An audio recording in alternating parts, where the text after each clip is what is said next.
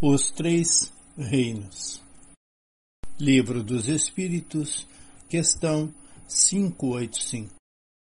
Que pensar da divisão da natureza em três reinos, ou melhor, em duas classes, a dos seres orgânicos e dos inorgânicos?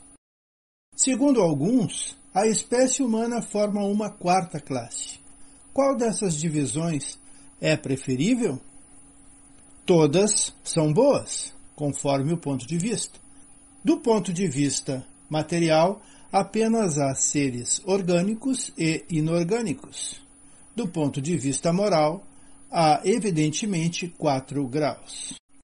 Kardec comenta: esses 4 graus apresentam com efeito caracteres determinados, muito embora pareçam confundir-se nos seus limites extremos. A matéria inerte, que constitui o reino mineral, só tem em si uma força mecânica. As plantas, ainda que compostas de matéria inerte mineral, são dotadas de vitalidade. Os animais, também compostos de matéria inerte, são também dotados de vitalidade. Possui, além disso, uma espécie de inteligência instintiva, limitada, a consciência de sua existência e de suas individualidades. O homem, tendo tudo o que há nas plantas e nos animais, domina todas as outras classes por uma inteligência especial, indefinida, que lhes dá a consciência do seu futuro, a percepção das coisas extras, materiais, e o conhecimento de Deus. Nas citações de Kardec, aludimos 2 vezes a palavra vitalidade. Então vamos explicar o que é essa vitalidade de que são dotados os seres orgânicos. Sem falar do princípio inteligente, que é a questão à parte, há na matéria orgânica um princípio especial, incompreensível e que ainda não pode ser definido. É o princípio vital. Ativo no ser vivente, esse princípio se acha extinto no ser morto, mas nem por isso deixa de dar à substância propriedades que distingue das substâncias inorgânicas. A química, que decompõe e recompõe a maior parte dos seres inorgânicos, também conseguiu decompor os corpos orgânicos, porém jamais chegou a reconstituir sequer uma folha morta. Prova evidente de que há nos seres orgânicos algo que inexiste nos inorgânicos, é o princípio vital. Seja, porém, qual for a opinião que se tenha sobre a natureza do princípio vital, o certo é que ele existe, pois que se lhe apreciam os efeitos. Pode-se, portanto, logicamente admitir que, ao se formarem, os seres orgânicos assimilaram o princípio vital, por ser necessário a destinação deles. Ou, se o preferirem, que esse princípio se desenvolveu em cada indivíduo, por efeito mesmo da combinação dos elementos, tal como se desenvolvem, dadas circunstância o calor, a luz e a eletricidade. Para ficar um pouco mais claro esse tema, deem uma olhada no vídeo sobre a Trindade Universal, Fluido Cósmico Universal, que está na minha playlist aí. Continuando.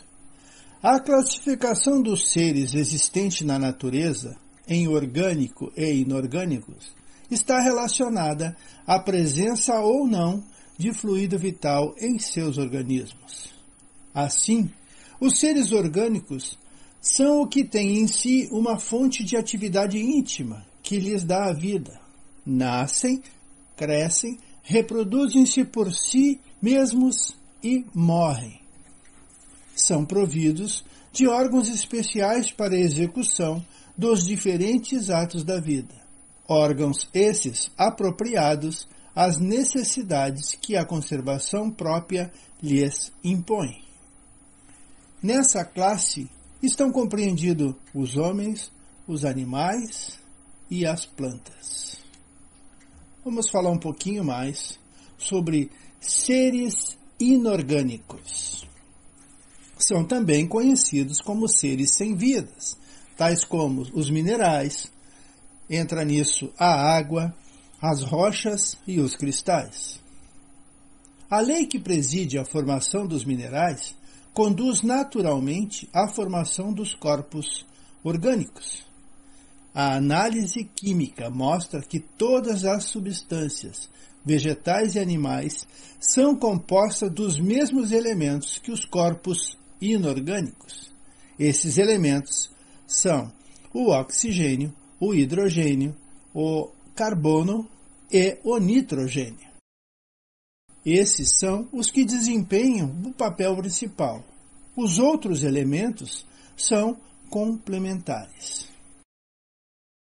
Como no reino mineral, a diferença de proporções na combinação dos referidos elementos produz todas as variedades de substâncias orgânicas e suas diversas propriedades, tais como os músculos, ossos, sangue, a bilis, os nervos, a matéria cerebral, a gordura, nos animais, a seiva, a madeira, as folhas, os frutos, as essências, os óleos, as resinas e outros nos vegetais.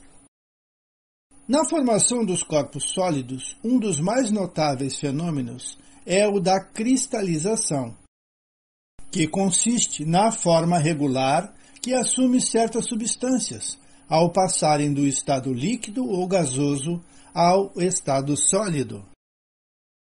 Essa forma varia de acordo com a natureza da substância.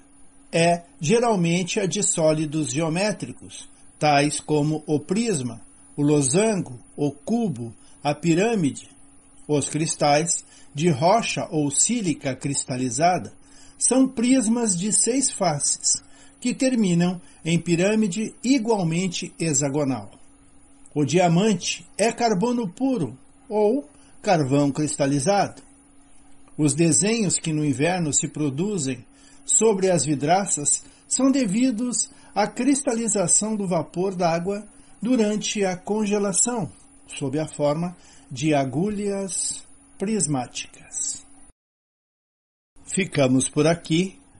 Continuamos no próximo tema com os seres orgânicos, agradecidos e pedindo a Jesus que esteja sempre conosco.